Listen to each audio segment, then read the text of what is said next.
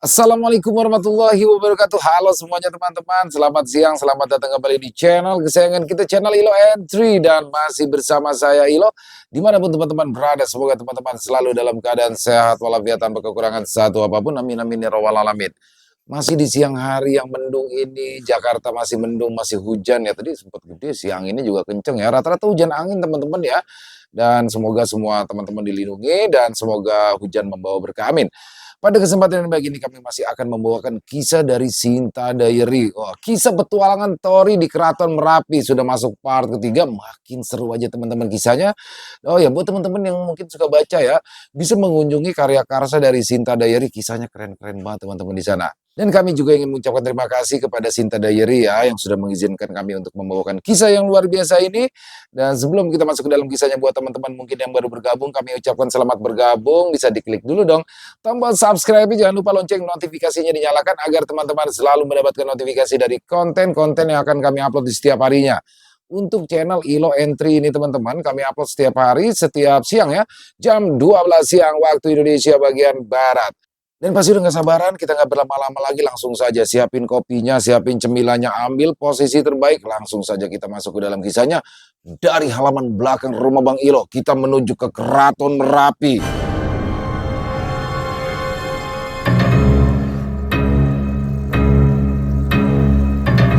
Dejavu di desa Karangputih.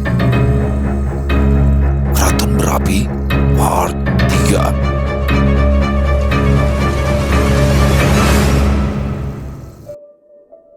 Desa Banyumili tidak seindah pertama kalinya saat Tori dan rombongan tiba. Sekarang sudah menjadi wilayah yang suram dan menyeramkan. Banyak makhluk mati bergelimpangan, tempat-tempat terbakar dan jalanan yang rusak karena pertarungan. Hanya menyisakan wilayah kecil di sekitaran Villa Joglo yang masih utuh akan butuh waktu lama untuk mengembalikan situasi desa Banyumili kembali seperti semula. Untuk sementara, waktu situasi telah terkendali. Ki Clara, kemari, ucap Desta. Apa perintah Anda, Tuan Muda? Ucap Ki Clara menunduk diikuti prajurit desa yang lainnya. Siapa di antara kalian yang paling paham dengan dunia luar Banyumili? Tanya Desta. Secara umum, pasukan Bagaseta jauh lebih memiliki pengalaman, Tuan Muda. Anda bisa membawa mereka untuk kepentingan Anda, balas Ki Clara. Saya Sentanu. Bagaseta akan mematuhi perintah Anda, Tuan, ucap Sentanu. Prajurit Bagaseta siap menunggu perintah. 13 prajurit Bagaseta siap untuk menunggu perintah. 13 prajurit Bagaseta termasuk Gito yang belum lama bergabung. Gito cukup berkontribusi besar saat melakukan pengamanan di saat desa Banyumili diserang. Dia layak menjadi salah satu Bagaseta. Aku hanya butuh seorang pemandu. Kau saja cukup, kata Desta seraya menunjuk Sentanu. Kalian pergilah, aku akan tetap di sini. Pelindung ini sudah melemah, aku akan memperbaikinya, ucap Jaka. Baiklah, tidak perlu khawatir. Jika ada Mas Jaka tinggal di sini, ayo kita berangkat, kata Desta. Tunggu dulu. Jangan buru-buru. Jelaskan tentang 4 wilayah lain sebelumnya. Siapa pemimpin di sana dan seperti apa situasinya, ucap Tori menghampiri mereka. Setahu saya, 4 wilayah tersebut memiliki pimpinan yang kuat. Kami tahu kalian semua juga kuat, tapi saya tidak bisa membanding-bandingkannya, jelas Sentanu yang kemudian menjelaskan mengenai situasi keempat wilayah itu.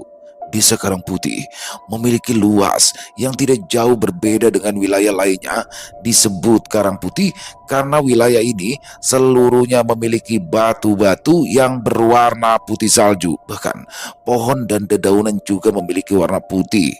Desa Karangputih juga memiliki gunung yang tidak dimiliki oleh wilayah lainnya, Gunung Karangputih. Mereka menyebutnya gunung tersebut termasuk gunung es yang setiap musim selalu menimbulkan fenomena hujan salju yang indah. Desa ini dipimpin oleh prajurit Butara Kala yang bernama Sargono Muko. Dia adalah sosok kuat yang kejam. Desa Kedung Ombo adalah wilayah yang memiliki banyak jalur sungai. Hampir 60% wilayah ini adalah air. Sebelumnya, desa ini memiliki banyak perahu. Atas kejadian perebutan wilayah, semua perahu telah hancur dan tidak ada yang bisa membuatnya lagi. Desa ini dikuasai oleh Bart bersaudara, mereka juga prajurit Butara Kala. Barto adalah kakaknya dan Barwo adalah adiknya. Mereka pandai berenang dan ahli dalam serangan air, maka dari itu pimpinan Butara Kala menyerahkan wilayah itu pada mereka. Desa Watu Wesi terletak paling dekat dengan Desa Kedung Ombo. Seperti namanya, Desa Watu Wesi memiliki sumber besi spiritual yang sangat melimpah.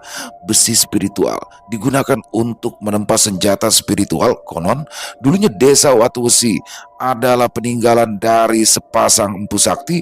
Konon, sepasang empu sakti ini adalah orang tua dari Bedung, si orang sakti. Desa Watu Wesi memiliki bukit yang dinamakan Makam Bukit Pedang. Seperti namanya, bukit ini memang menjadi kuburan dari ribuan bahkan jutaan pedang. Semua pedang atau pusaka yang ada di Bukit Pedang adalah tempaan dari kedua pasangan empu sakti. Tidak sembarangan orang bisa mengambil pedang yang ada di sana. Hanya bagi mereka yang diakui saja yang bisa memiliki pedang tersebut. Wilayah ini diduduki oleh makhluk yang memiliki 4 tangan. Dia adalah salah satu prajurit Butara Kala yang bernama Siswoyo. Desa Pringpetung. Dari semua desa yang disebutkan, Desa Pringpetung adalah desa yang paling indah dan nyaman. Kondisi alamnya stabil, memiliki banyak tumbuhan bambu berwarna merah, ungu, dan hijau. Rata-rata bambu hijau yang paling banyak. Bambu-bambu di desa ini memiliki banyak kegunaan. Bambu hijau biasanya digunakan untuk bahan bangunan. Bambu ungu sangat lentur dan kuat yang bisa digunakan untuk mengikat, sedangkan bambu merah cukup langka. Bambu merah lebih keras daripada besi, bahkan senjata spiritual biasa tidak bisa memotongnya. Bambu merah biasanya digunakan sebagai kurungan atau penjara. Wilayah ini dikuasai oleh sepasang makhluk kuat dari alam lain dan masih bagian dari prajurit Butara Kala. Mereka adalah Wikara dan Yulia. Hanya itu yang bisa saya infokan mengenai 4 wilayah tersebut. Untuk saat ini berubah atau tidaknya, saya tidak tahu. Jelas Sentano. Baik, karena ada 4 wilayah yang harus didatangi. Bagaimana jika kita bertindak sendiri-sendiri? Karena aku menilai kalian semua cukup hebat, masing-masing akan pergi ke wilayah yang ditentukan. Apakah ada yang keberatan? Kata Tori. Ya kalau aku sih setuju aja, Des. Yang lain bagaimana? Saud Desta. Aku juga tidak keberatan, Mas Tori. Balas Rio. Kami tidak masalah juga, Saud Diva dan Devi yang sudah dalam keadaan terpisah dengan pendampingnya. Ya, aku bukan yang meragukan kemampuan kalian, tapi untuk sekedar berjaga-jaga, bawalah cincin spiritual ini. Mbah Basil sudah mempersiapkannya. Jika situasi terdesak, hancurkan cincin ini, ucap Desta sambil memberikan cincin spiritual kepada yang lainnya. Oke, ayo sekarang kita berangkat. Lanjut Desta. Hati-hati Tuan Muda, kata Ki Clara. Mereka akhirnya meninggalkan Villa Joglo untuk menuju perbatasan Desa Banyumili. Di perbatasan cukup banyak prajurit Brajasena bergelimpangan, beberapa prajurit Brawijoyo, dan sedikit prajurit Butara Kala yang menjadi korban. Karena mereka berempat akan bertindak terpisah, masing-masing dipandu oleh seorang prajurit Bagaseta. Tuan, wilayah mana yang Anda ingin kunjungi? Ucap Sentano. Ayo kita pergi ke Desa Karangputih, balas Desta. Mereka pun keluar dari perbatasan dan menuju jalur gelap yang tak berujung. Jalur tersebut sangat panjang. Sisi kiri dan kanan mereka hanyalah ruang hampa, gelap gulita. Tidak ada yang bisa dilihat kecuali kekosongan. Jalanan ini menyeramkan ya, ucap Diva dan Devi sambil memperhatikan sekitar. Ini adalah jalur tak berujung. Jalan ini satu-satunya menghubungkan dengan wilayah lain. Ada juga banyak jalan bercabang jika kita terus maju jauh ke depan. Tapi untuk menuju ke 4 wilayah lain, tidak sampai melewati jalan bercabang. Balas Sentano. Lalu, apa jika di luar jalur ini, apakah cuma ada kegelapan? Tanya Rio. Tidak ada yang tahu Tuan. Tidak pernah ada yang berani masuk. Bahkan hanya sekedar melintas saja dalam kegelapan itu. Jawab Sentano. Ada berapa wilayah yang kau tahu di alam Merapi ini? Dari ratusan pecahan dunia. Tanya Tori. Tidak banyak Tuan, sekitar 20-an wilayah yang kami tahu sebagai pasukan Bagaseta. Itu pun hanya jalur yang mengarah ke Keraton Merapi. Kami tidak berani mengambil jalur lain. Sudah banyak prajurit Brawijoyo yang menghilang dan tak pernah kembali saat mencoba menyelidiki jalur baru. Jelas Sentano. Berarti masih banyak misteri di tempat ini. Bahkan kalian tidak bisa mengetahuinya. Bahkan 50%-nya saja, kata Tori. Kami sadar dengan kemampuan kami. Tapi pasukan pengintai Keraton Merapi jauh lebih berwawasan luas. Anda bisa datang ke Keraton Merapi untuk berkunjung. Di sana, siapa saja disambut dengan baik, tutur Sentano. Setelah ini beres, kita sepertinya akan berkunjung ke sana, saut Desta. Mereka masih berjalan, menelusuri jalur tak berujung. Setelah beberapa saat berlalu, mereka menemukan jalur berbelok ke arah kiri mereka, dan di ujungnya terdapat portal berbentuk seperti lubang hitam yang bergerak. Di sana ada beberapa penjaga yang sedang bercengkrama. Hei, siapa itu? Kata salah satu penjaga. Tanpa adanya perintah, Krepa, si pendamping Rio, sudah berada di belakang para penjaga itu lalu menghabisi mereka. Baru saja saya ingin mengatakan untuk langsung menyerang mereka, tapi tindakan ada jauh lebih cepat, kata Sentano. Ya, Krepa bertindak sesuai dengan kondisi. Dia pandai membaca situasi, saut Rio. Tidak diragukan lagi, kalian ini memang luar biasa. Dan ini adalah gerbang untuk menuju desa Karangputih. Saran saya lebih baik kita pergi bersama-sama, ucap Sentano. Itu akan memakan waktu, Sentano. Kami tidak memiliki banyak waktu. Aku akan pergi lebih dulu. Kalian berhati-hatilah, kata Desta. Broto, Warto, Begul, Pandu, mereka ke wilayah lainnya. Aku akan menemani Tuan Desta, ucap Sentano. Siap. Hati-hati dul, kata Tori. Kalian juga hati-hati, jawab Desta yang kemudian masuk ke dalam portal. Hei, namamu Broto kan? Ayo tunjukkan arahnya, kata Tori. Baik Tuan. Tori dan yang lainnya akhirnya meninggalkan portal Karangputih dan menuju wilayah lainnya. Jujur saja, mereka saat itu memang terkesan sombong. Mereka memang memiliki kemampuan, tetapi terlalu meremehkan musuh. Banyak hal yang akan terjadi dengan mereka. Bahkan Jaka yang memutuskan untuk tetap berada di desa Banyumili tidak akan lepas dari masalah. Begitu juga dengan Yuda. Mereka tidak tahu bahwa sebenarnya Rama juga diam-diam menyelidiki kasus yang terjadi dengan Tirta. Duel maut juga akan terjadi antara Rama dan Yuda yang secara tidak sengaja bertemu di lokasi. Udara dingin berembus menyentuh kulit. Situasi yang gelap itu terlihat sangat terang karena seluruh wilayah berwarna putih yang memancarkan cahaya dan menerangi wilayah tersebut. Meskipun tidak semuanya berwarna putih, tapi sebagian wilayah tersebut memang hampir seluruhnya putih seperti tertutup salju.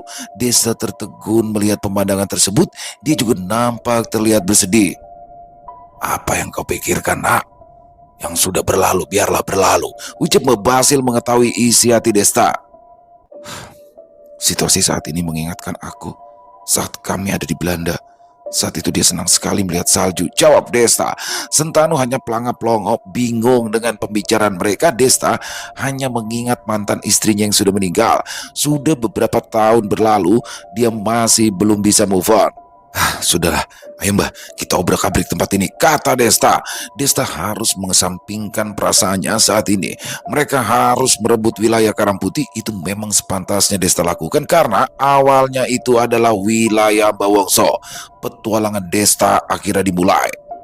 Desta dan Basil beserta Sentano sudah tiba di wilayah Karangputih.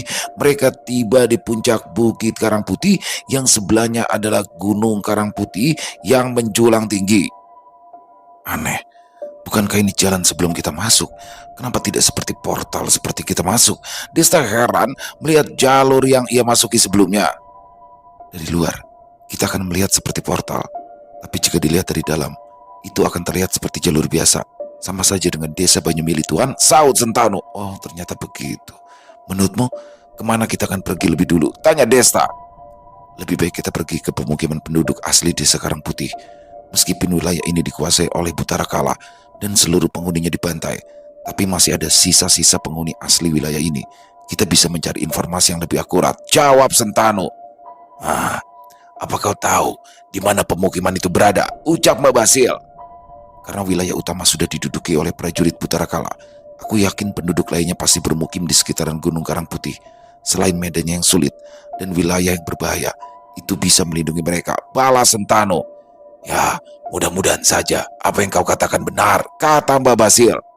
Setidaknya, Terakhir kali aku kesini, aku sempat bertemu mereka. Untuk sekarang, aku tidak yakin. Tapi patut dicoba untuk Tuan Singa Agung, Tutur Sentano. Ayo, tunjukkan jalannya, ucap Desta. Baik Tuan Muda. Mereka menuruni bukit dan menuju Gunung Karang Putih yang diduga sebagai tempat persembunyian penduduk asli yang selamat dalam pembantaian pasukan Butarakala. Sejak Desta memasuki wilayah Karang Putih, dia merasa sangat familiar, entah itu situasi, kondisi, atau cuaca di sana. Dia seperti merasakan keakraban dengan tempat itu, walaupun Desta yakin dia baru pertama kalinya datang di wilayah tersebut. Sebenarnya apa yang mengganggu pikiranmu, nak? Tanya Mbak Basil. Aku juga nggak tahu, Mbak. Rasanya aku mengenal wilayah ini, tetapi aku yakin ini baru pertama kalinya aku kemari. Apa mungkin aku mengalami deja vu ya? Ucap Desta. Deja vu atau ingatanmu dari masa lalu? Menurutku bukan itu. Kau mungkin mengalami kondisi semacam itu. Jika dugaanku benar, mungkin juga keliru. Mbak Basil enggan untuk melanjutkan penjelasannya, yang mana itu akan membuat Desta terfikirkan. Duh, maksudnya apa tuh, Mbak? Aku kok malah tambah bingung ya, ucap Desta. Ya, Mbak Basil sengaja tidak ingin menyinggungnya karena itu menyangkut ikatan batin Desta, bukan karena deja vu yang disangkakan. Deja vu hanya bisa dialami bagi mereka yang tidak memiliki kemampuan spiritual atau hanya mereka yang belajar spiritual hanya di batas tertentu saja. Deja vu sebetulnya bukanlah ingatan masa lalu, tetapi itu adalah kemampuan bawah sadar yang tidak mereka sadari. Kemampuan bawah sadar ini adalah syarat mutlak untuk seseorang melakukan meraga sukma. Jadi, seseorang yang pernah merasakan deja vu atau apalah itu sebutan lainnya, mereka sebenarnya tidak sengaja melakukan meraga sukma kemudian pergi ke suatu tempat yang asing. Beberapa waktu kemudian, orang tersebut datang ke tempat tersebut. Setelahnya, dia akan mengira jika ia merasakan deja vu. Setidaknya, seperti itulah yang mereka percayai. Mereka tidak percaya jika deja vu dikait-kaitan dengan reinkarnasi karena belum ada bukti yang jelas. Lalu, apa yang dialami oleh Desta ini? Ikatan batin seperti apa? Sebelumnya pernah disinggung bahwa Desta pernah memiliki istri. Istri Desta juga memiliki kemampuan yang sama, bahkan memiliki kemampuan meramal yang luar biasa. Kurang lebih 15 tahun yang lalu, saat Desta masih memiliki status mahasiswa di sebuah universitas yang ada di Yogyakarta. Saat itu, Desta berumur kurang lebih 20 tahunan. Desta jarang bergaul dengan teman-temannya. Salah satu teman dekatnya hanyalah Tori. Tapi saat itu Tori berada di Jakarta sebelum akhirnya ditugaskan di Sumatera Barat. Saat itu, Desta mengenal seorang wanita yang bernama Laura, wanita cantik, blasteran Indo-Inggris. Wanita ini sangat pendiam. Jadi, jarang ada yang berani mendekatinya, bahkan beberapa lelaki minder untuk mendekatinya karena Laura adalah anak orang kaya. Pada awalnya, Desta biasa saja. Di matanya tidak ada yang istimewa pada gadis tersebut. Namun, saat kegiatan malam, Desta melihat sesuatu yang membuatnya sangat tertarik dengan Laura. Pada suatu malam di gedung universitas, saat itu ada acara pameran. Malam itu, Desta datang karena diundang oleh seniornya, walaupun sebenarnya dia tidak mau datang. Dari parkiran, Desta melihat Laura duduk sendirian di kursi taman. Tempat parkiran motor dan taman bersebelahan, hanya ditutupi pembatas jaring-jaring besi yang ditumbuhi tumbuhan merambat. Desta melihat Laura sejenak dari kejauhan. Dia merasa ada hal yang aneh. Laura menengok ke arah Desta, mengangguk dan tersenyum. Sepertinya dia sadar jika sedang diperhatikan oleh Desta. Wanita aneh itu, Des. Cantik sih, tapi ya gitu deh, ucap salah satu kawan senior Desta. Aneh kenapa toh, Kak? Saut Desta. Lah sudahlah, nanti juga kamu tahu sendiri, Des. Ayo masuk, ucap seniornya lalu menuju ke arah gedung pameran. Di dalam gedung hanyalah pameran buku dan beberapa buku dijual, mulai dari buku pengetahuan hingga novel karya-karya dari aluminium dan tokoh terkenal. Kurang lebih 1 jam lamanya Desta berada di tempat pameran. Ia mulai bosan dan hendak pulang. Saat tiba di parkiran, Desta masih melihat Laura, tetapi Dia tidak sendirian lagi, Laura.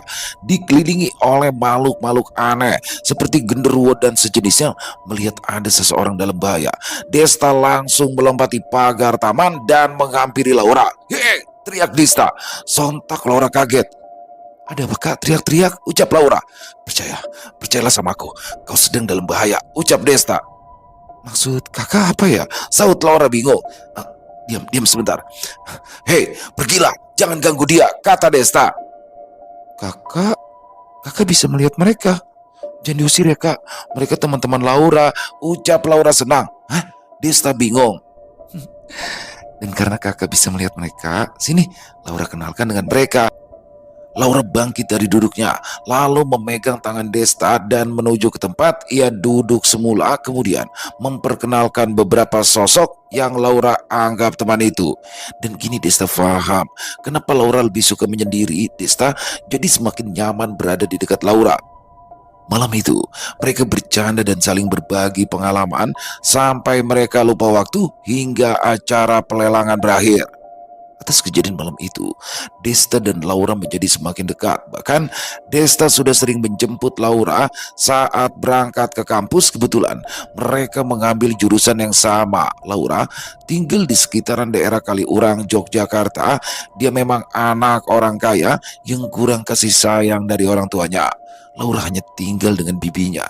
Sama seperti yang dialami Desta, banyak kecocokan di antara mereka sehingga akhirnya mereka pacaran. Laura memiliki kondisi yang istimewa, yaitu mampu memprediksi atau meramal dengan akurat. Pastinya setiap ramalan yang ia lakukan ada harga yang harus dibayar, yaitu pengurangan umurnya. Laura juga tidak memiliki pendamping gaib seperti Desta. Dia hanyalah gadis biasa yang dekat dengan beberapa makhluk di sekitarnya. Dan orang pertama yang tahu soal hubungan Desta dan Laura adalah Tori. Bahkan Desta pernah menyusul Tori ke Jakarta hanya sekedar ingin memperkenalkan Laura padanya. Selama beberapa tahun berlalu, akhirnya Desta memutuskan untuk melamar Laura dan tanggal pernikahan mereka pun ditentukan. Selama beberapa tahun sebelumnya, banyak pengalaman yang sudah Desta tunjukkan kepada Laura, seperti meraga sukma bersama hingga menjelajah ke alam jin bersama-sama. Laura sangat senang saat pertama kali bertemu dengan Mbak Basil. Bahkan Mbak Basil pun tidak keberatan jika Laura duduk di punggungnya. Pernikahan besar digelar di Gedung Wanita Tama di sebelah Universitas Indonesia Yogyakarta. Tori pastinya hadir saat itu. Setelah acara pernikahan selesai, bulan madu mereka berada di Belanda. Kebetulan kakak Laura juga tinggal di sana. "Sayang, terima kasih sudah membuat hidupku penuh warna. Aku sangat senang sekali. Aku sudah tahu hari ini akan terjadi. Dan sebentar lagi mungkin aku akan mati," ucap Laura senang, kemudian dia menangis. "Sudah toh, sudah berapa kali kamu bicara seperti itu? Hidup dan mati itu bukan ramalan yang menentukan. Aku yakin semua akan baik-baik saja," kata Desta mencoba menenangkan. Beberapa bulan setelah itu, Laura tiba-tiba saja jatuh sakit. Ia divonis terkena leukemia, padahal dalam silsilah keturunan Laura tidak ada yang mengidap leukemia. Segala cara Desta lakukan yang terbaik untuk kesembuhan Laura hingga berobat ke Singapura. Namun semakin hari kondisi Laura semakin buruk. Kondisi Laura benar-benar semakin memburuk.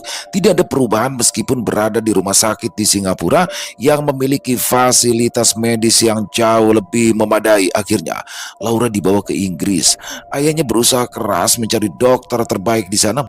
Memang, sejak pindah ke Inggris, kondisi Laura tidak lagi mengalami penurunan, tetapi juga tidak ada perubahan. Kondisi Laura sangat aneh. Pada awalnya, dia divonis mengalami leukemia, tapi saat dokter dari Inggris menganalisa, apa yang dialami oleh Laura jauh lebih parah daripada leukemia. Perlahan, tubuh Laura membusuk tanpa sebab seperti mayat tanpa jiwa. Saat itu, Laura bahkan sudah tidak bisa lagi berdiri. Dia harus dibantu kursi roda, kakinya sudah mulai biru kehitaman, tanda bahwa itu adalah proses pembusukan. Dokter pun hanya bisa memperlambat laju pembusukan tersebut dengan metode rahasia yang tidak bisa disebutkan. Tapi tidak bisa dipungkiri lagi, dalam kondisi tertentu Laura sangatlah tersiksa. Desta selalu terlihat segar dan selalu setia menemani Laura sepanjang waktu.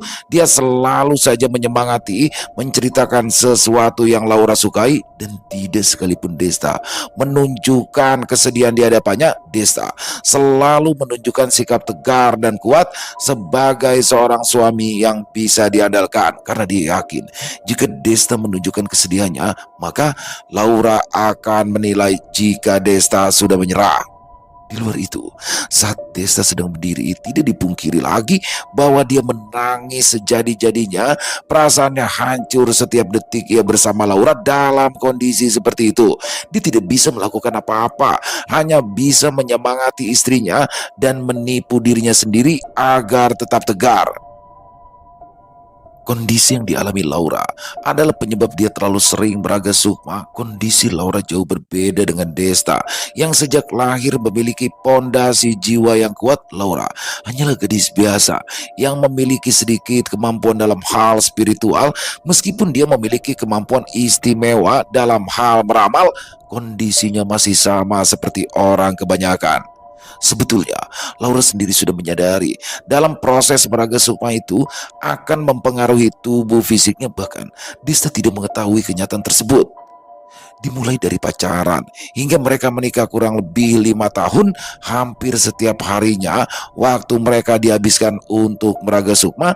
Laura tidak bisa menolak untuk tidak meraga sukma. Bahkan dia sendiri yang selalu meminta kepada Desta untuk meraga sukma lalu menjelajah di alam jin, karena Laura sudah ketagihan dengan keindahan dan keunikan di alam jin itu sendiri. Desta hanya menduga dan menyadari penyakit Laura belum lama setelah dibawa ke Inggris. Dokter menyebutkan bahwa istrinya memiliki tubuh seperti mayat yang tidak memiliki jiwa. Memang seperti itulah resiko jika sembarangan meraga sukma. Bahkan seorang yang memiliki pondasi spiritual sekalipun bisa mengalami kondisi yang sama seperti yang terjadi dengan Laura. Apalagi orang biasa yang terlalu sering beraga sukma akan bisa mengakibatkan tubuh tidak mengenali jiwanya sendiri. Dalam proses meraga sukma, jiwa keluar dari tubuh dan ada benang tipis yang disebut benang jiwa yang menghubungkan antara jiwa dan tubuh. Bagi seorang ahli spiritual, mereka bisa memperkuat benang jiwa tersebut agar lebih tebal dan lebih kuat. Benang jiwa yang tipis tersebut sebenarnya adalah penyatuan dari ratusan atau ribuan benang jiwa yang menyatu. Setiap meraga sukma, benang-benang jiwa tersebut akan putus jika tidak dilakukan penguatan.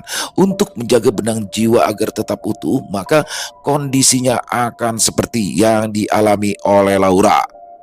Desta sendiri tidak pernah tahu apa itu benang jiwa. Bahkan Mbak Basil sekalipun, meskipun Desta kerap meraga sukma, dia tidak pernah mengalami kondisi seperti Laura karena Desta memiliki kondisi istimewa yang disebut sebagai jiwa umur panjang. Manfaat dari jiwa umur panjang adalah kemampuan untuk memperbaiki kerusakan jiwa. Ajian Komarageni sebetulnya memakan jiwa penggunanya. Jadi kerusakan benang jiwa tidak masalah baginya, karena setiap salah satu benang jiwanya putus, itu akan tumbuh benang jiwa yang baru. Jadi kondisi istimewa jiwa umur panjang adalah kemampuan penyembuhan atau regenerasi jiwa. Semua tim di hari ini memiliki kondisi istimewa, tapi nanti akan disebutkan satu persatu. Kurang lebih 6 bulan Laura dirawat di Inggris. Dia akhirnya mengembuskan nafas terakhirnya. Laura sudah tidak kuat menahan sakit yang setiap hari dia rasakan. Laura sendiri yang memilih, karena pihak keluarganya juga merasa kasihan jika anaknya terus tersisa tanpa ada kesembuhan. Mereka terpaksa harus merelakan anaknya demi kebaikannya sendiri. Bahkan saat Laura meninggal di hadapannya, Desta bahkan tidak meneteskan air matanya sedikit pun. Dia tetap berusaha kuat dan tegar. Desta tidak ingin orang yang ia cintai pergi membawa beban. Tapi semuanya mungkin tidak tahu bahwa kesedihan yang dialami Desta jauh lebih besar daripada siapapun. Mereka dengan leluasa meluapkan kesedihannya dengan menangis. Tapi apa mereka pernah merasakan bagaimana rasanya sakit menahan kesedihan? Sejak kematian istrinya, Desta tidak pernah lagi menangis. Sikapnya juga berubah. Desta yang Tori kenal adalah sosok yang serius dan tegas, tapi setelah istrinya meninggal, ia menjadi humoris dan kocak. Mungkin saja itu cara dia untuk mengubur kesedihannya. Di wilayah desa Karangputih, mereka masih melakukan perjalanan menuruni bukit menuju Gunung Karangputih yang berbeda di sebelah bukit. Sentanu, seberapa banyak yang kau tahu tempat ini? Tanya Desta. Hampir keseluruhan Tuan Muda, karena awalnya ini adalah wilayah kami. Jawab Sentanu. Apakah di bawah sana adalah sungai yang mengalir menuju Danau Susu? Ucap Desta. Bagaimana Tuan Muda bisa tahu? Kata Sentanu kaget. Babasil di sini mulai yakin tentang dugaannya dan ia pun hanya diam saja. Aku sendiri bingung. Aku merasa semakin familiar dengan wilayah ini.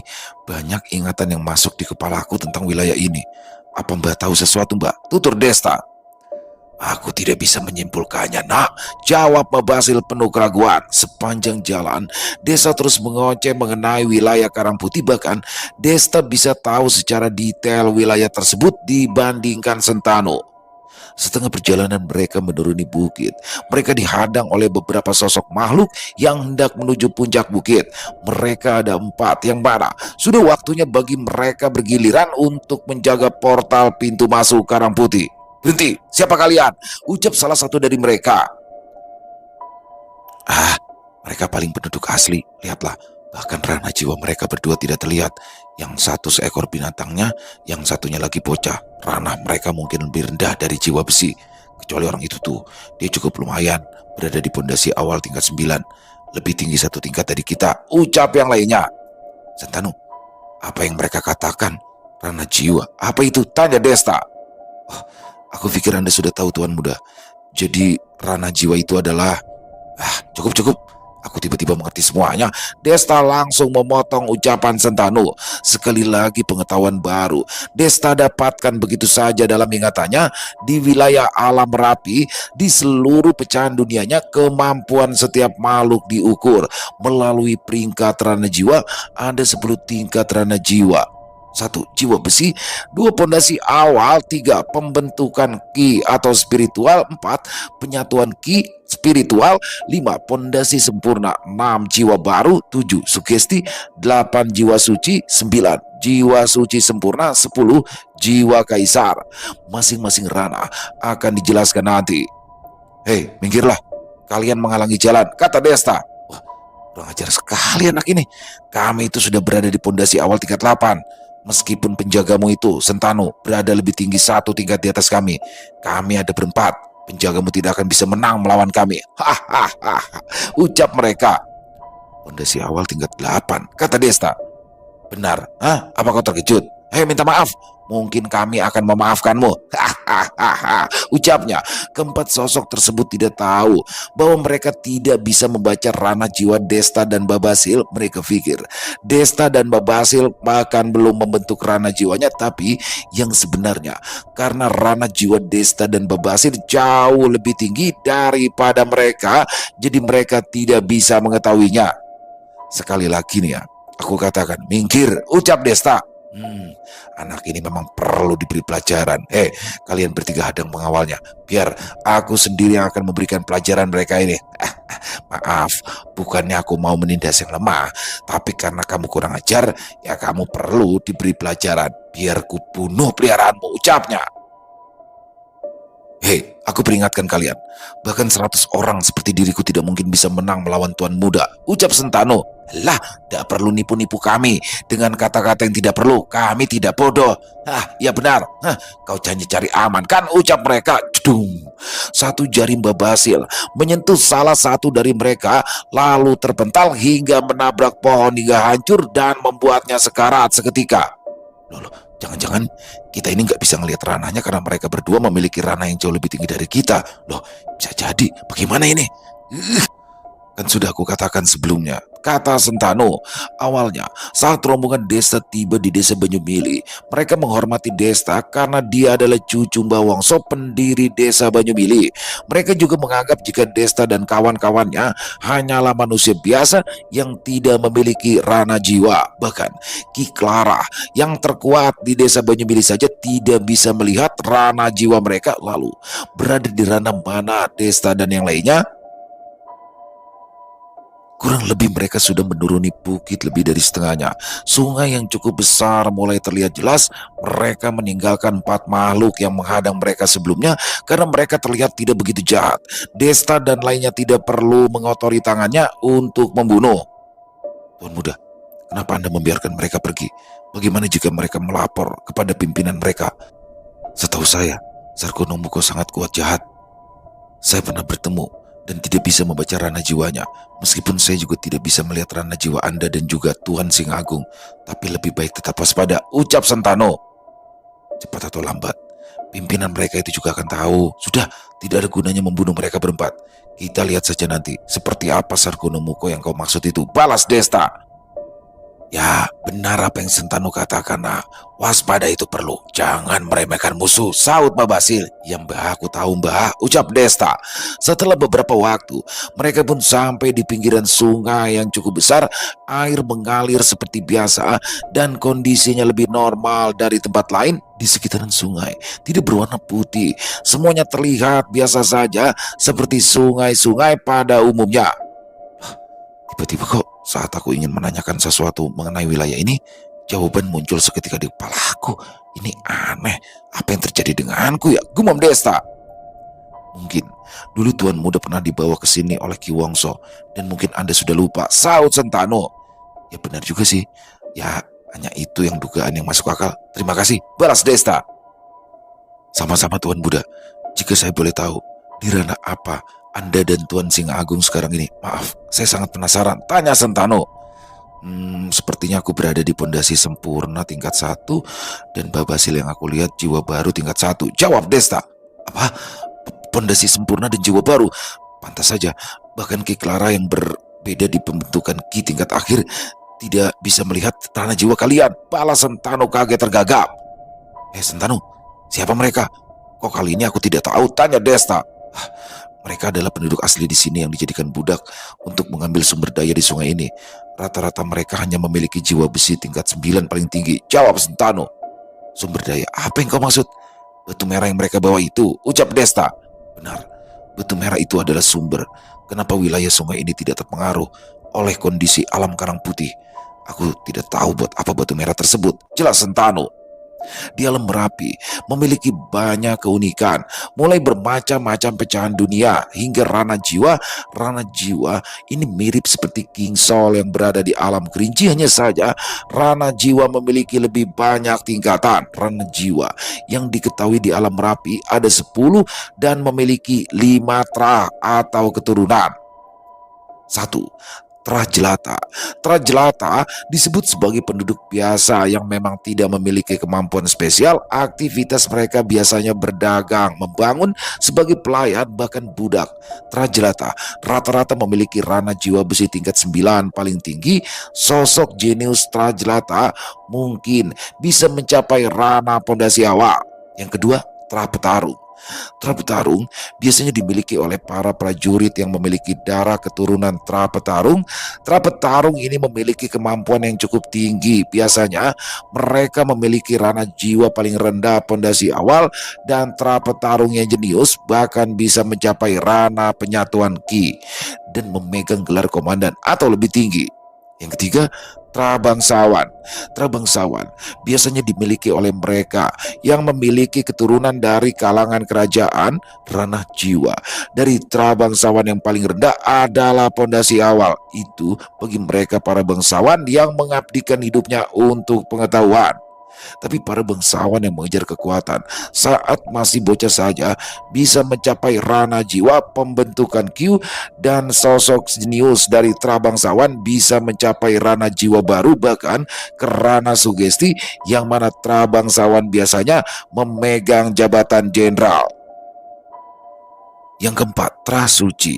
Khusus Trah satu ini hanya dimiliki oleh anggota keluarga kerajaan. Meskipun ada beberapa Trah Suci di luar dari anggota kerajaan, mereka masih memiliki keturunan kerajaan. Trah Suci ini dididik dari lahir untuk menjadi kuat karena mereka akan menjadi calon-calon pemimpin. Trah Suci memiliki ranah paling rendah, penyatuan Ki, dan mereka yang jenius bisa memiliki ranah jiwa suci sempurna, bahkan ke ranah kaisar. Konon Raja Keraton Merapi saat ini memiliki ranah kaisar tapi tidak diketahui kebenarannya. 5. Trah Leluhur. Trah yang satu ini bisa dianggap sebagai legenda karena keberadaannya jauh lebih tinggi. Ranah jiwa kaisar sudah umum bagi Trah Leluhur. Konon ada yang lebih tinggi dari ranah kaisar, sedangkan penjelasan masing-masing tentang ranah jiwa sebagai berikut. 1. Jiwa besi 1-9 tingkat. Jiwa besi adalah ranah jiwa awal yang rata-rata dimiliki oleh penghuni dunia Merapi dari Trah Jelata. Kemampuan yang dimiliki jiwa besi adalah kemampuan fisiknya yang sekeras besi, stamina yang kuat, bahkan pukulannya bisa menghancurkan batu. Tapi rata-rata pemilik jiwa besi hanya sebagai pembantu atau budak. 2. Pondisi awal 1-9 tingkat. Ranah pondasi awal adalah ranah yang memiliki kemampuan bela diri. Setiap makhluk yang mencapai ranah ini akan membangkitkan seni bela diri gaib. Setiap makhluk akan memiliki gaya bela diri yang berbeda, tergantung mereka memilih tipe gaya bertarung seperti apa. Contoh, ahli pedang, ahli tombak, ahli panah, ahli sihir, ahli pelindung, dan banyak lagi macamnya. Di ranah ini juga yang menentukan setiap makhluk untuk memilih gaya bertarungnya, karena ini akan menjadi pondasi utama mereka dan tidak bisa berganti gaya lain setelah naik ke ranah yang lebih tinggi. Meskipun ada kemungkinan memiliki lebih dari satu gaya bertarung, tapi gaya bertarung yang dipilih saat ini akan menjadi yang utama. 3. Pembentukan Q spiritual tingkat 1-9. Sesuai namanya, ranah pembentukan Ki adalah awal terbentuknya wadah dan energi spiritual bagi setiap makhluk. Di ranah ini, mereka bisa menggunakan energi spiritual yang dialirkan ke senjata spiritual. Pondasi awal hanya bisa menggunakan senjata spiritual saja, tapi di ranah pembentukan Ki, mereka bisa memperkuat senjata spiritualnya hingga 10 kali lipat. Tidak hanya senjata, mereka juga bisa mengalirkan energi spiritual ke seluruh tubuh sebagai pertahanan atau efek lainnya sesuai yang dikehendaki. 4. Penyatuan Ki spiritual 1-9. Tingkat ranah penyatuan Ki adalah kondisi sempurna dalam menguasai energi spiritual. Bahkan di ranah ini tidak lagi membutuhkan senjata spiritual karena mereka yang memiliki ranah ini mampu membentuk senjata spiritual dengan memadatkan energi spiritualnya. Selain itu, mereka juga bisa melepaskan energi spiritual sebagai sarana serangan maupun pertahanan. Akan tetapi, rata-rata makhluk yang mencapai ranah ini masih tetap menggunakan senjata spiritual karena energi spiritual itu terbatas. Mereka akan menggunakan energi spiritual sebagai kartu as mereka. 5. Pondasi sempurna 1-9 tingkat. Ranah satu ini adalah keseimbangan dari 4 ranah sebelumnya. Di ranah ini, mereka akan disebut sebagai seorang ahli. Di ranah ini, mereka akan membentuk elemen sebagai dasar perwujudan energi spiritual. Contoh, elemen yang dimaksud adalah elemen dasar api, tanah, angin, dan air. Elemen spesial petir, ruang. Elemen khusus cahaya, kegelapan. Setiap makhluk hanya memiliki satu elemen dan itu tidak bisa dipilih. Elemen tersebut akan muncul dengan sendirinya saat mereka mencapai ranah pondasi sempurna. Sosok yang jenius mungkin bisa memilih 2 atau 3 elemen tergantung keberuntungan. Jiwa baru 1-3 tingkat. Ranah ini salah satu ranah istimewa sebab mereka yang memiliki ranah ini bisa memanipulasi penampilan mereka dalam pertarungan. Kondisi dan bentuk jiwa juga mempengaruhi. Jadi di ranah ini mereka bisa berubah ke bentuk yang ideal sesuai gaya bertarung atau bela diri masing-masing. Contoh seperti halnya Mbah Basil dalam wujud sejatinya. Yang ketujuh, sugesti 1 sampai 3 tingkat. Rana sugesti memiliki kemampuan untuk berpikir tentang hal-hal yang melampaui apa yang terlihat yang dapat ditemukan di alam semesta. Contohnya, pemikiran yang mempelajari sifat Tuhan yang dianggap begitu jauh, berjarak dan mustahil difahami. 8. Jiwa suci 1 sampai 3 tingkat. Ranah yang satu ini hanya bisa dilalui ketika mereka dalam keadaan hidup dan mati, akan tetapi tidak ada jaminan untuk bisa sampai ke ranah ini. Hanya mereka yang memiliki bakat dan tergolong makhluk jenius, mereka yang berada di ranah ini pasti memiliki lebih dari satu elemen dan mereka bisa menggabungkan elemen tersebut. Contoh, elemen api dan tanah akan menjadi lahar, angin dan air akan menjadi es, petir dan ruang akan menjadi prinsip ruang, cahaya dan kegelapan akan menjadi unsur keseimbangan. 9. Jiwa suci sempurna 1 sampai 3 tingkat. Di ranah ini, hanya mereka yang mampu menyatukan dua elemen atau lebih menjadi satu elemen sejati. 10. Jiwa kaisar, ranah tertinggi yang diketahui oleh penghuni wilayah alam Merapi. Ranah ini adalah kesempurnaan dari seluruh ranah dan terkuat. Tidak diketahui seperti apa keistimewaan ranah kaisar. Konon mereka yang memiliki ranah kaisar bisa hidup di dua alam, yaitu alam manusia dan alam jin. Dari semua ranah yang disebutkan, konon ada ranah yang lebih tinggi lagi. Entah itu hanya mitos atau memang benar adanya. Mereka bertiga masih memperhatikan para budak yang mengangkut batu merah tersebut yang berada di sisi sebelah sungai. Memang, desa tidak tahu sesuatu yang baru terjadi di wilayah Karang Putih, tetapi dia memiliki ingatan yang jelas tentang desa Karang Putih. Sebenarnya, itu tidak ada hubungannya dengan Ki Wongso, kakek Desta, tetapi itu berhubungan dengan ikatan batin Desta dengan seseorang yang pernah ia cintai. Mbah Basil sudah menyadarinya sejak awal, tapi dia sengaja diam. Mbah Basil takut emosionalnya kambuh dan bertindak gegabah. Apa jangan-jangan desa Karang Putih ada hubungannya dengan istri Desta yang sudah meninggal? Sebetulnya, Mbah Basil lebih mengetahui tentang dunia di alam Merapi karena dia sebelumnya mendampingi Ki Wongso sebelum Desta lahir. Mbah Basil sengaja diam karena dia punya alasan, sebab Ki Wongso kakek Desta tidak sebaik yang Desta pikirkan. Mbah Basil berbeda dengan khodam pendamping lainnya yang mayoritas akan patuh secara mutlak pada tuannya. Mbah Basil adalah khodam leluhur yang melayani darah keturunannya sampai dia mati, tetapi Mbah Basil tidak 100% harus mematuhi tuannya. Berbeda dengan khodam pendamping yang dilakukan secara individu dengan ritual kontrak, khodam pendamping jenis seperti ini memang akan patuh secara mutlak pada tuannya, akan tetapi jika tuannya mati, dia akan bebas. Sedangkan Mbah Basil, meskipun tuan yang ia layani mati, dia akan tetap melayani keturunannya yang memiliki kemampuan khusus. Meskipun Mbah Basil terikat oleh darah keturunan, ia memiliki wewenang penuh untuk mengabaikan tuannya demi kebaikan tuannya sendiri. Beberapa puluh tahun yang lalu, saat Mbah Basil melayani Ki Wongso, memang saat itu adalah masa di mana desa Banyumili menjadi salah satu dari 7 pilar Merapi. 7 pilar Merapi adalah pondasi kokoh yang mendukung keraton Merapi. Masing-masing pilar bertanggung jawab dalam tatanan keseimbangan di alam Merapi, mulai dari keamanan keraton, menjaga pecahan bagian wilayah keraton, diplomasi, dan lain sebagainya. 7 pilar Merapi ini dikendalikan oleh Kesultanan Merapi yang memiliki wewenang di bawah Raja Keraton Merapi. Saat itu, Ki Wongso memegang salah satu pilar Merapi. Diketahui sebelumnya, Ki Wongso adalah manusia jenius dan kuat yang mampu bertahan dalam sayembara yang diadakan oleh Keraton Merapi untuk menyaring bakat-bakat baru. Meskipun Ki Wongso tidak memegang juara pertama, dia bertahan di 5 besar lalu ditunjuk sebagai salah satu pilar di Keraton Merapi.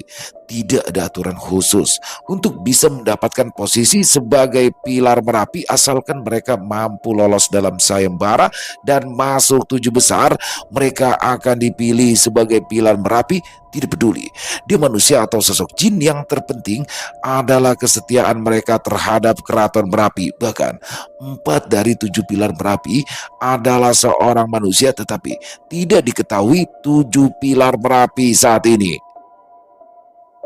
Saat Ki Wongso menjadi salah satu pilar Merapi, dia memiliki wewenang yang cukup untuk mengendalikan beberapa wilayah yang ada di Keraton Merapi. Ki Wongso juga memiliki pasukan jin yang cukup hebat saat itu. Dibantu dengan adanya Mbah Basil, Ki Wongso mampu menyatukan 5 wilayah desa Banyumili dan keempat desa lainnya yang sudah disebutkan. Setelah beberapa tahun berlalu, Kesultanan Merapi memberikan perintah untuk mencari bakat-bakat baru. Ki Wongso tidak mau ketinggalan dan segera mencari bakat baru. Ki Wongso mendapatkan 5 anak, salah satunya adalah cucunya sendiri, Desta. Dari kelima anak tersebut, Ki Wongso mengira mereka akan dididik sebagai seorang penerus, pikirnya. Tetapi Kesultanan Merapi saat itu memiliki niatan lain, yaitu melebur jiwa-jiwa bocah tersebut dari 7 pilar. Keseluruhan terkumpul 50 anak berbakat dalam hal spiritual. Mereka akan dilebur, lalu akan dikonsumsi oleh anak-anak jin supaya mendapatkan bakat luar biasa. Kesultanan Merapi menjelaskan, umur manusia sangat pendek, bakat mereka akan sangat disayangkan jika hanya digunakan sebentar. Maka dari itu, peleburan itu dilakukan. Akan tetapi 4 pilar lainnya sangat tidak setuju, termasuk Ki Wongso. Kemudian terjadilah perselisihan, pertarungan terjadi, 4 pilar melawan 3 pilar lainnya. Tetapi karena Kesultanan Merapi turun tangan, Ki Wongso dan pilar lainnya kalah dalam adu kesaktian. Ki Wongso berhasil membawa kabur 2 bocah yang ia bawa sebelumnya. Salah satunya adalah cucunya dan satu lagi adalah seorang bocah wanita. Namun sangat disayangkan, bocah wanita yang ia bawa itu sudah kehilangan setengah jiwanya. Meskipun tidak akan terjadi apa-apa dengan bocah tersebut, tetapi umurnya akan lebih pendek daripada manusia lainnya. Setelah memastikan 2 anak tersebut aman, Ki Wongso kembali di Kesultanan Merapi berharap bisa membawa bocah lainnya. Ki Sultan, aku tidak berniat melawanmu. Aku akan mundur dari posisi 7 pilar. Tetapi izinkan aku membawa kembali anak yang aku bawa kemari sebelumnya, ucap Ki Wongso memohon. Apa yang kau katakan, Wongso? Anak-anak manusia itu sudah dilebur, hanya menyisakan setengah jiwa yang tidak berguna. Bawa kemari 2 anak yang kau bawa sebelumnya, maka aku akan mengampunimu, balas Ki Sultan. Sungguh bodoh, selama ini aku menuruti perintahmu. Niat ingsun ajiku Komara Geni, salah satu ajian terlarang dan sulit dipelajari, api sejati Komara. Wongso, jika kau menggunakan ajian itu lagi, jiwamu akan segera hancur, ucap Mbah Basil mencoba memperingati Ki Wongso. Biarkan itu terjadi, Mbah. Aku sudah melakukan dosa besar.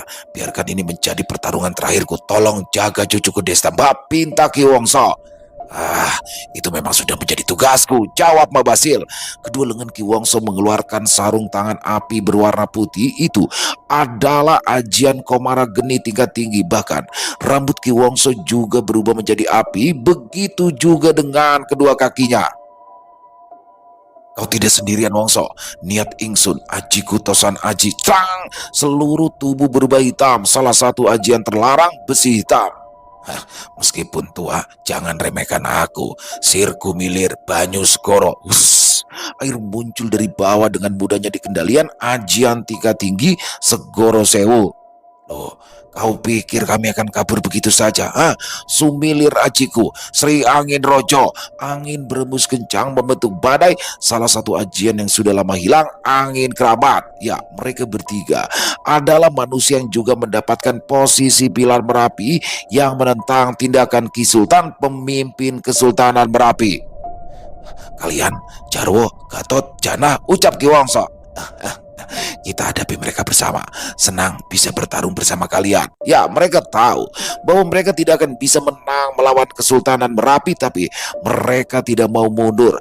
Pertempuran akhirnya terjadi. Dalam kondisi tersebut, Mbah Basil berhasil menangkap setengah jiwa yang sebelumnya disebutkan oleh Ki Sultan. Mbah Basil membawanya pergi dengan susah payah setelah dibantu pendamping ketiga manusia yang bersama Ki Wongso.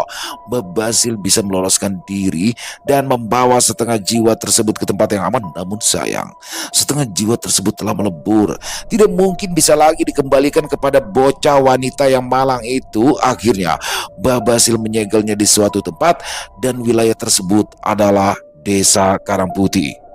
Mbah Basil berharap setengah jiwa itu bisa kembali pulih. Anak wanita itu tak lain adalah Laura, sosok wanita yang pernah menjadi istri Desta. Tentunya mereka tidak menyadari bahwa di waktu kecil mereka sudah pernah bertemu. Takdir yang membawa mereka hingga sampai ke pelaminan. Meninggalnya Laura karena memang sudah waktunya bagi dia. Seharusnya dia masih memiliki waktu beberapa tahun lagi jika tidak terlalu sering meraga sukma. Laura bahkan tahu bahwa umurnya akan berhenti di umur 30 tahun, tapi sayang dia meninggal pada umur 23 tahun. Mbah Basil tidak akan bisa menutupinya lebih lama lagi. Cepat atau lambat, Desta pasti akan tahu kebenarannya. Sudah banyak jiwa manusia yang Ki Wongso korbankan. Meskipun Ki Wongso sebelumnya tidak tahu, tapi penyebab kematian Laura juga ada kaitannya dengan ulah dari Ki Wongso. Setelah Ki Wongso berhadapan dengan Kesultanan Merapi, beliau mengalami sakit keras, kemudian meninggal. Ya, begitulah teman-teman, luar biasa sekali kisahnya. Dan petualangan di alam gaib Merapi ini luas banget ya. Alam gaib Merapi ini lebih ini daripada Kerinci dan kemarin di Samarantu ya. Jadi luar biasa sekali di sini bagaimana Desta dia pada episode 3 ini lebih dititik beratkan kepada Desta ya. Jadi Desta seperti mengalami deja vu, tapi menurut Mbah Basil itu bukanlah deja vu, tapi memang seperti Desta mungkin pernah ke situ dan ada sesuatu di situ yang membuat Desta merasa dekat dengan tempat itu. Dan ini makin gak sabaran lagi nih buat part 4 besok ya. Pokoknya teman-teman jangan sampai ketinggalan besok jam 12 siang, tetap di Ilo Entry part 4-nya Keraton Merapi. Dan terima kasih kepada Sinta Diary atas kisah luar biasanya, dan semoga juga kisah barusan bisa menghibur teman-teman semua para pecinta penikmat horor misteri, lebih khususnya kepada para subscriber dari channel Ilo Entry. Dan silakan buat teman-teman yang mungkin punya komentar lain, yang mungkin punya pendapat lain, bisa menuliskan di dalam kolom komentar, ataupun hanya sekedar saling menyapa. Insya Allah kami akan menjawabnya satu persatu. Dan buat teman-teman yang suka dengan videonya, dengan kisahnya barusan ya, bisa diklik tombol like atau tombol jempolnya, boleh juga dong di share link videonya ke teman-teman yang lain agar juga ikut merasa terhibur. Buat yang belum subscribe, sekali lagi bisa diklik tombol subscribe, jangan lupa lonceng notifikasinya dinyalakan agar teman-teman selalu mendapatkan notifikasi dari konten-konten yang akan kami upload di setiap harinya. Kami juga ingin mengucapkan terima kasih kepada seluruh teman-teman yang sudah selalu setia hadir, yang sudah selalu mendukung kami, karena teman-temanlah kami selalu bersemangat berkarya di setiap harinya. Di akhir kata, saya Ilo mengucapkan permohonan maaf apabila mungkin dalam pembawaan kisahnya ada kata-kata saya yang salah, ataupun ada kata-kata saya mungkin yang kurang berkenan. Saya mohon dibukakan pintu maaf yang seluas-luasnya. Sampai berjumpa lagi besok jam 12 siang, masih bersama saya Ilo di channel Ilo Entry. Assalamualaikum warahmatullahi wabarakatuh.